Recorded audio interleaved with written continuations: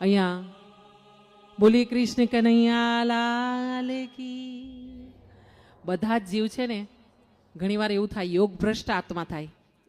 પોતે સાધુ હોય, સંત હોય, યોગમાં નિપુણ હોય, પણ એ આત્માઓથી કંઈક થોડીક ભૂલ થઈ હોય ને ત્યારે આવી યોનિમાં જીવ આવે. અને આ જીવ આવે ને એ પોતે પહેલા યોગમાં પાવરફુલ હોય એકદમ, એટલે ભગવાન એને અહીંયા સાંભળવા માટે મોકલી આપે.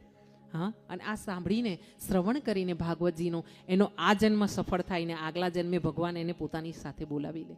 હા, એટલે એકવાર જયકાર કરીએ, બોલી કૃષ્ણ કનૈયા લાલ કી જય.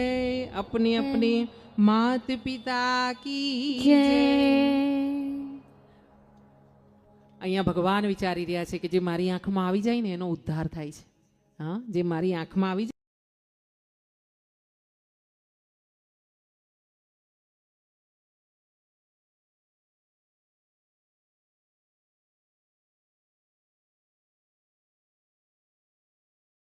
રુદ્રદેવ મહાદેવ એનું ઝેર પી રહ્યા છે. ભગવાન એના સ્તનપાન કરતા કરતા એનું પ્રાણને પી રહ્યા છે અને આમ પ્રાણ ખેંચી રહ્યા છે ભગવાન શ્રી કૃષ્ણ.